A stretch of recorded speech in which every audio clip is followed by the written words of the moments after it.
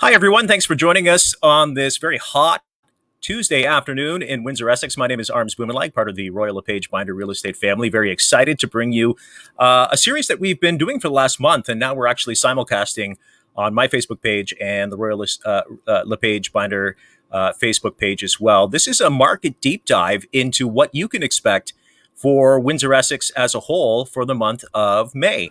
And joining me on the show is a good friend of mine. He's certainly one of the most trusted voices in real estate here in YQJ. YQG is Frank Binder from Royal LePage Binder Real Estate. Frank, thank you so much for making some time with me today, and welcome to the show. Happy to be here. Thank you, Arms. Looking forward to our discussion. So this is something that we wanted to talk about because it's so crucial, I think. Over the past year, last month, Frank, we talked about the Canadian real estate market certainly being in the forefront of headlines right across the country. Windsor Essex, no different whatsoever.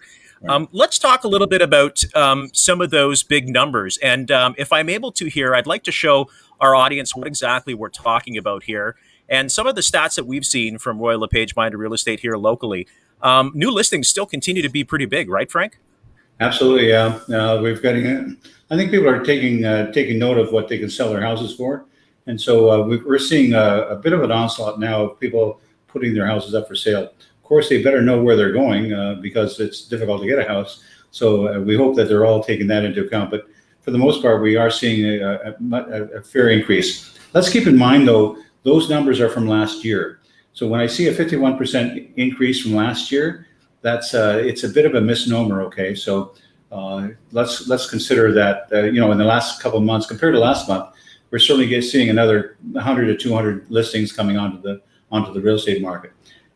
It has a bit of a slowing effect, but it's still very robust. Believe me.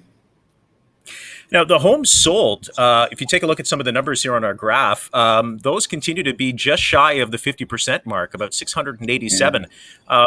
Does that speak to you in a positive lens, Frank, about where we at as a community?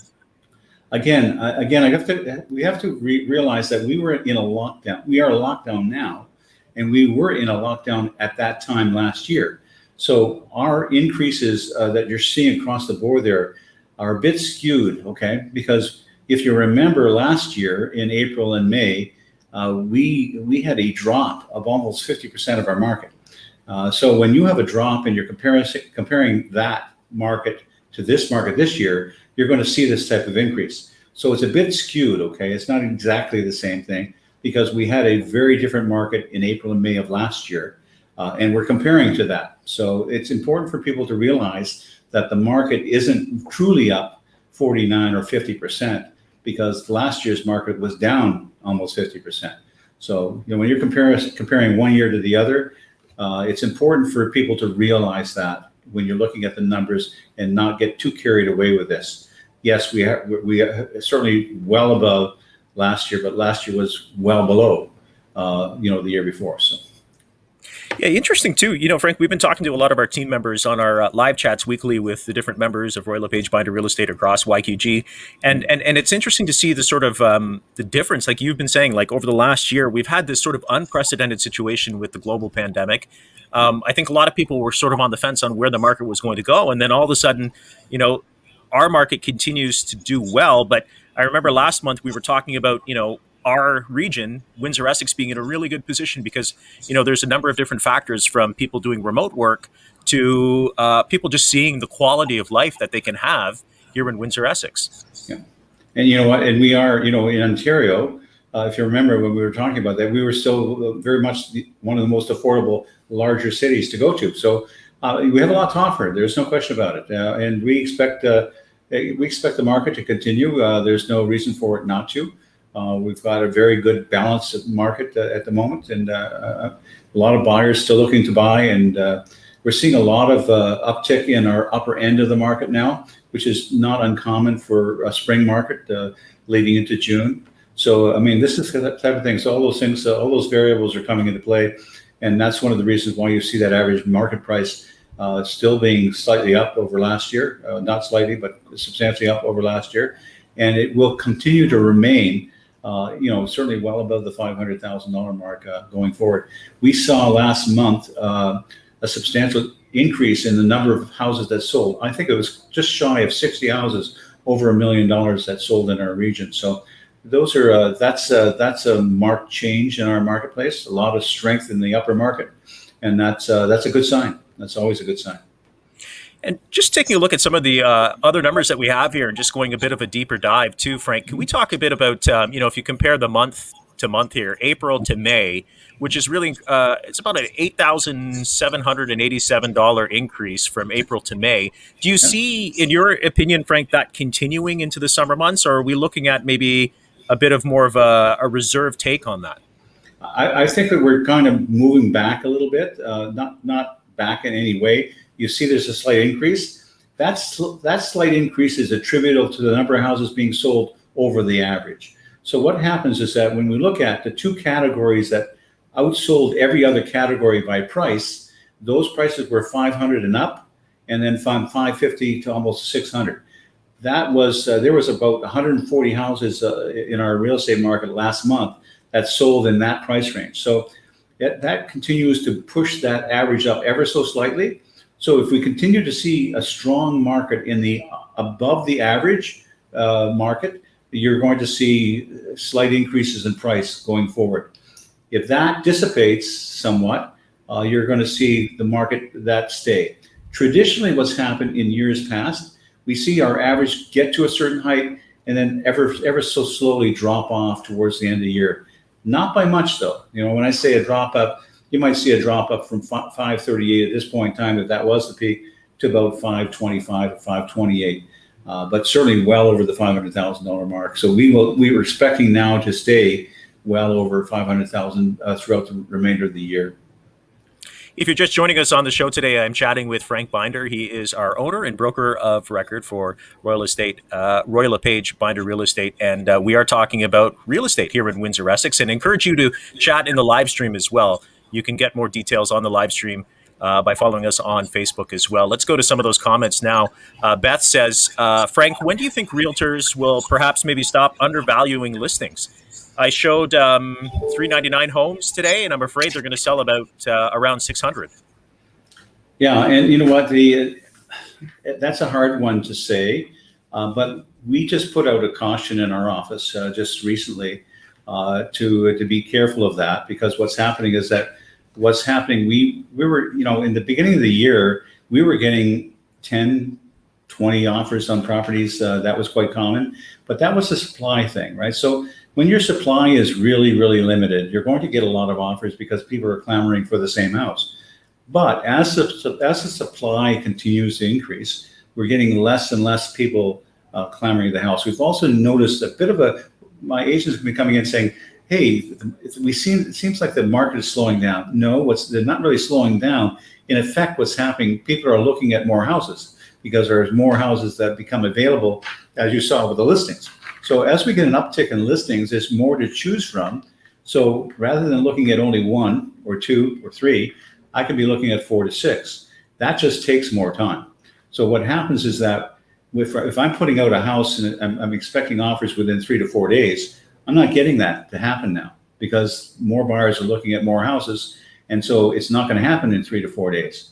So we're trying to tell our agents not to price under market too much, because you won't get, huge multiple offers. You may get multiple offers in the 2 or 3 or 4 category. That could still be the case, but that means you have to really be closer to getting many offers. It was the number of offers that really pushed the price up. If you get less, you're not going to have the $150,000 to $200,000 over the list price, because you just won't get it. And what's really causing this is causing problems because buyers don't know what to expect to pay and what the real price is that the seller wants to accept. And so it's causing some problems. There's no question about it. We're not encouraging it that as much. That's still a strategy that can be used in certain areas because you will get lots of multiple offers, but you won't get all those multiple offers in every area. So it's important for our agents to recognize that you need to look at the time on the market. If you're not getting immediate offers on the houses in that area, please don't use the strategy. Doesn't make sense. Let's be more scientific about it, more professional about it, and look at what's going on in the area. And I can't promise you that it's going to sell in 4 days if houses aren't selling in 4 days in that area, right? If they're selling in 20 days, I can make you the promise that likely we can meet that. We can meet the 20 days, but it's not a 4-day process then, is it, anymore? And that's really what the message that we're trying to get out. We want to make sure that you're careful about it. Use the strategies for your sellers, for the benefit of your sellers, when in fact you're going to achieve it.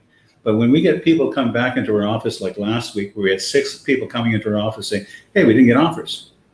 Well, guess what? It's taking a little bit longer. So if it's going to take a little bit longer, structure your strategies differently, please. Keep in mind that you may have to sell a house in a regular 2-week period as opposed to 4 days. Yeah, it's interesting because a lot of the team members that I've spoken to over the last little bit, Frank too, have been saying how hot the market has been and how busy it's been, but that's certainly been abnormal, right? I mean, it's kind of that mindset back to maybe what it was 2-3 years ago, where it's going to take maybe a little bit longer to sell a market because you're not having as many offers come in. Listen, it's still robust. I mean, when you're getting multiple offers on property, it's still a robust market, right?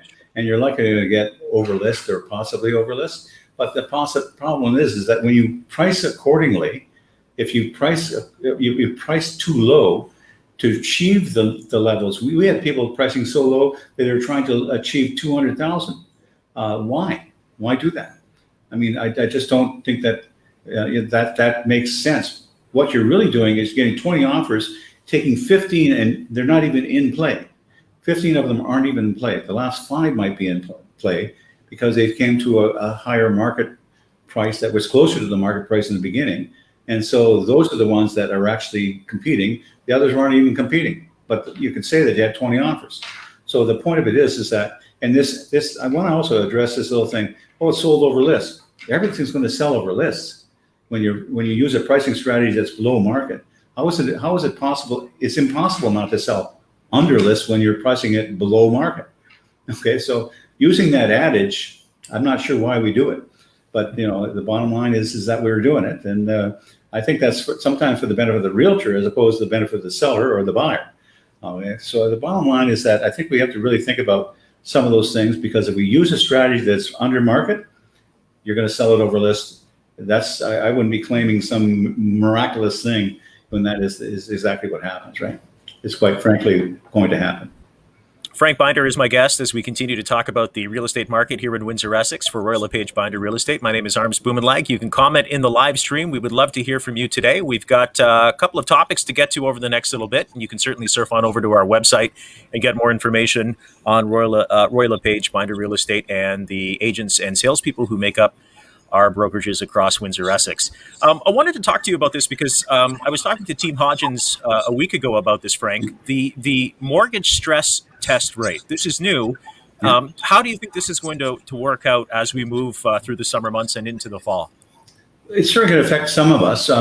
Let's understand. I always take the example that they gave that if you were trying to get a $500,000 mortgage last year, based on the stress test they had last year, today you would only get $479,000, $21,000 less. Is that going to affect people? Absolutely. Certainly it's going to affect some people, but it's borderline. So the bottom line, it depends on what you're looking for. It will have some effect on first-time buyers for sure. It will have some effect on those who are trying to remortgage, because apparently this is across the board now, even on conventional mortgaging. So, I mean, the bottom line is that it does have an effect. Is it a necessary evil? I think it is a necessary evil. We want to make sure that people don't get in over their heads. So I understand that process as well. But it's only marginal. This is a very marginal thing. I think for the most part, most people are not going to notice it substantially. There will be some, but not all that are going to have a real problem with it. It's the government's attempt to try to slow down this market. But I think natural forces will come to bear. I'm more concerned, quite frankly, at the end of the year, once we get out of the pandemic, if we do. Let's hope we do.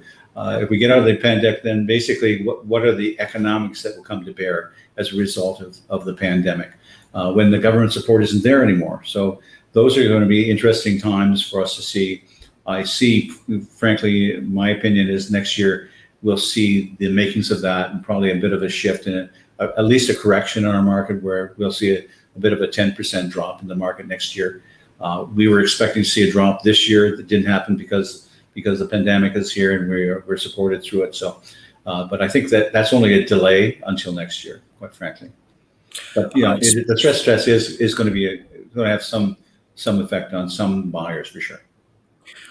Speaking of government support, Frank, I want to talk about OREA presenting the government with a document on how to stimulate affordable housing. This has been a hot topic here locally. Yeah. Since I was in broadcasting many moons ago. Let's take a look at that. With this document going to the government saying this is what we're going to do. There's a couple of key areas where they can do this development in the area, right? Yeah. Oh, for sure. Sure. I mean, I participated in that survey. One of the comments I made on the survey is really, we're always looking for some direct investment in that. I'm not a real big fan of that. I think what you do is you provide local municipalities incentives, that type of thing, to use the way they see fit. First of all, I think that should be the approach that we have. Local municipalities are well placed to be able to deal with. Okay, where do we want to, say, for example, repurpose an area? We have the city of Windsor has all kinds of development areas, and they've provided tax breaks and everything else for development. The same approach can be done with housing. So you can take an area that, say, for example, I want to repurpose in the city of Windsor, and I want to take that and I want to repurpose buildings for residential development. We see that going on. The Canada building, for example, that they're trying to look to repurpose that building. You remember the chicken court? I was at the Windsor Market. The chicken court now it's got a 4-story building there with a residential structure.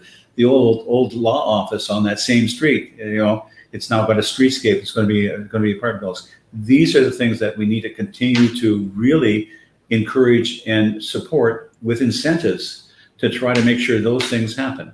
So, and wherever those things are, wherever the city purposes that to happen, that's exactly what they should be doing. And we should get upper government support for that. Municipalities have a limited budget, like every year. And believe me, I believe our city is well run.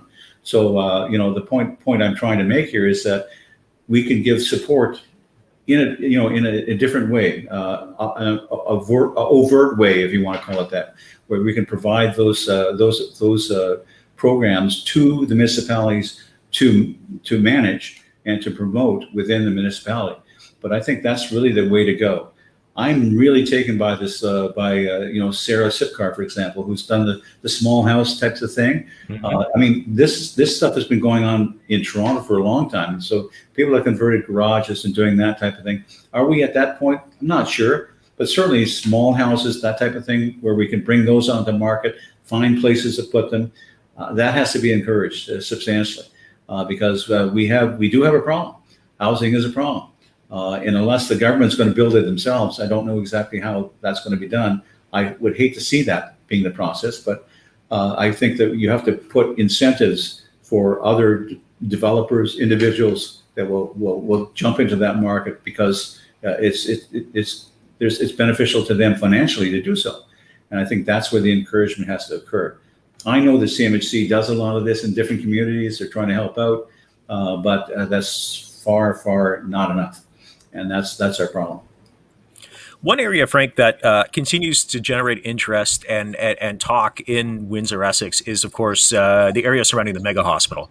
And you look at areas around that in the Walker Road corridor, right down the road, really from our main office, right, on Provincial as well. Talk about that infrastructure there that goes into building the hospital, and then again that area that could be supported, right, for high density infrastructure. Well, the city of Windsor they've got a secondary plan for all of that area now, and it's a lot of housing going to go there. Unfortunately, we don't have the infrastructure to support all of it. Obviously, what happens though is I think the city tries to marry up that infrastructure with a mega project, for example. So I can bring a lot more infrastructure, roads, for example. Certainly, sewers and everything else would be. There's there's a reason now to bring all that because we're going to put this mega hospital there.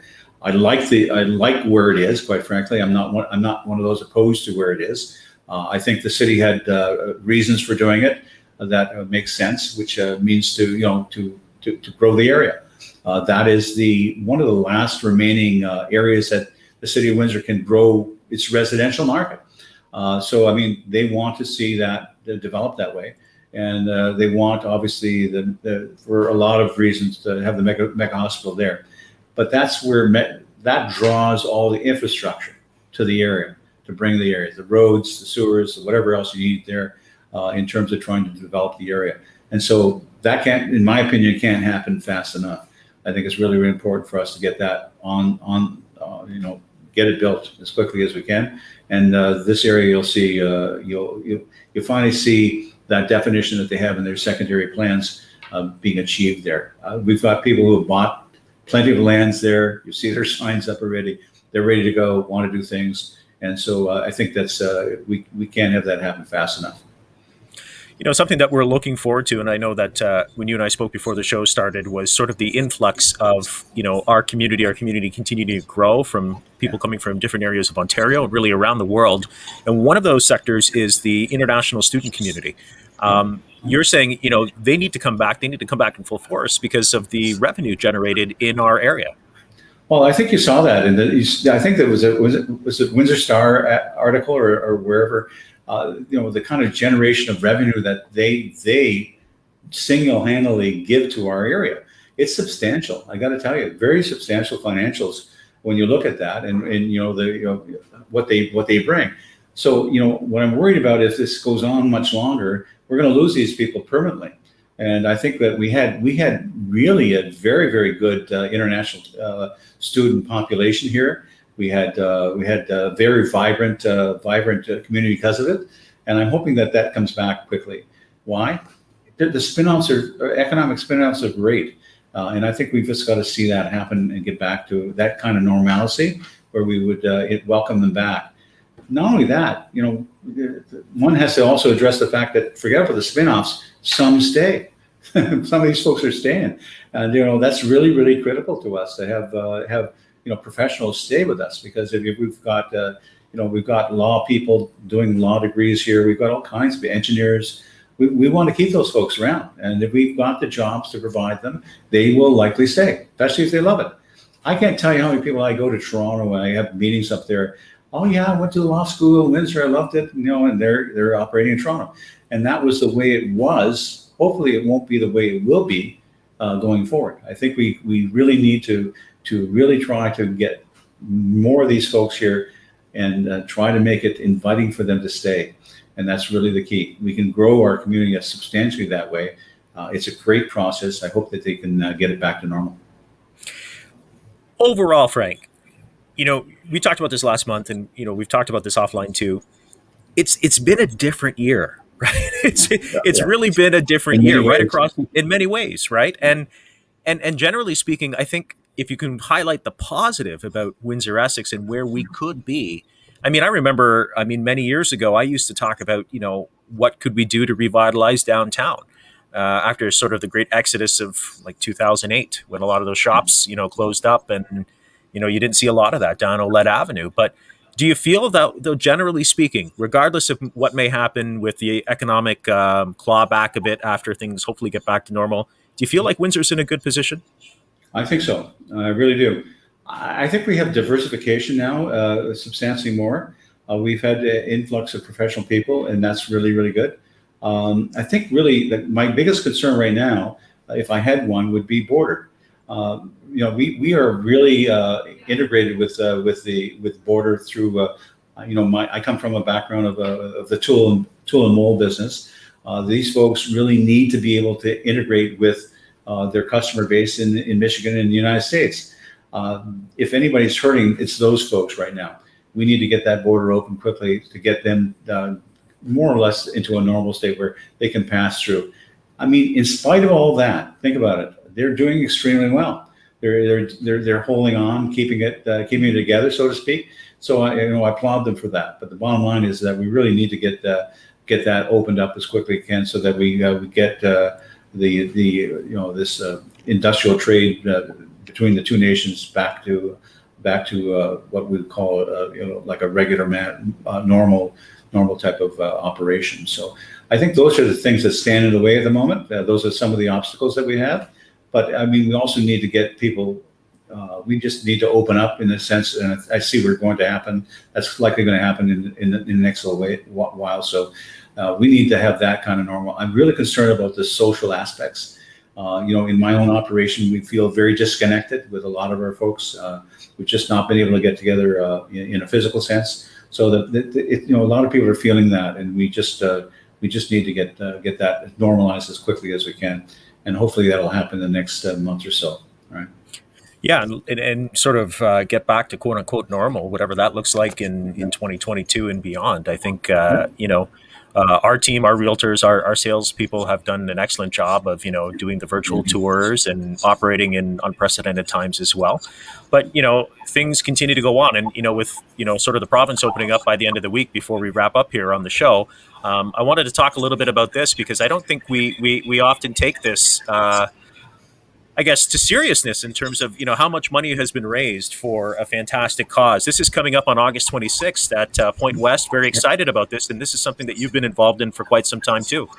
Yeah, I mean, we've done 17. You see it on the sign. We've done 17 of these. Are 17th. We missed last year. We really missed that. Unfortunately, we're fortunate that a lot of our sponsors stayed in last year. Our donors stayed in last year, and we still raised well over 20,000. I think it was $25,000 for Hiatus House, who we support here. And this is what we're looking to do again this year. So sorry for the advertising that we're trying to do a little bit, but the causes are really, really important to us. Royal LePage has it's a shelter foundation. They support all women's shelters across the country, and there's millions and millions of dollars raised by the Royal LePage franchises across the country for that. And so we're part of that. And so we really take it seriously. And fortunately, we've been involved for quite some time. I think our charities have stretched back 20 years. We've done 17 of those with golf, but we have 20 years at least of that. We've raised $500,000 in that period of time for local charities, going strictly into Windsor. 100% of it goes back into Windsor. So we really work at that. I've got a great team that organizes it, and we have a very good golf tournament. Normally, it's always sold out. So we backed it up to August 26th. We would have golfed already this week, but we backed it up to August 26th just to be sure that we could have it.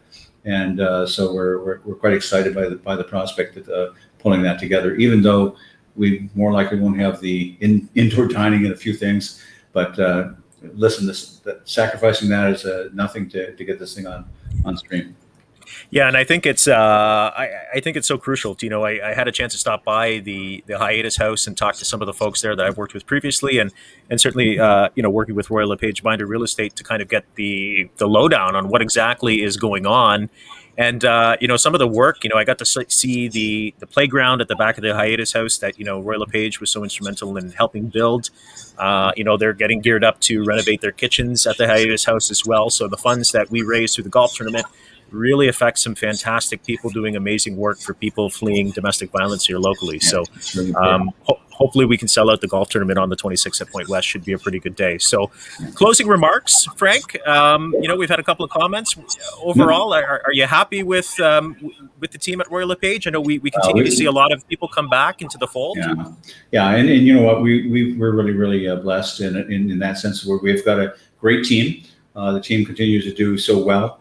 I'm always shocked about what they're achieving out there, even in the conditions that we're in the difficulties they face. They seem to rise to that occasion every single week. And you know what, they've broken records for us this year as well. And I'm just delighted to be just a part of it. Forget about me being the leader of it. I'm a part of it, and I never get too unhappy about it. I'm thrilled with what they're doing, and I try to encourage them every day to keep going. So I hope that people appreciate them, and I hope that we're giving the proper advice and help to everybody that we're involved with. Well, Frank, always a pleasure to talk to you. I know we're going to be doing this on a monthly basis, and I appreciate the deep dive into the markets, really making sense of everything for people in our audience from a realtor perspective and a customer client perspective too. So good to see you, my friend. Thank you. Good to see you too. Take care, Arms. Thank you very much. Frank Binder on the show with us here today. Roy LePage Binder Real Estate live stream. The market update, again, you can go to our website, check it out for yourself, roylepagebinder.com for all of the information. We have teams right across Windsor Essex. We have salespeople, realtors ready to help you and really deep dive into your needs as a family. And you can find out more certainly with working with our brokerages and being a part of the Roy LePage Binder Real Estate team as well. I'm Arms Bumanlag. Thank you so much for watching us. And don't forget, you can watch the rebroadcast on YouTube as well. Have a great day. Take care of yourself. And thanks for watching.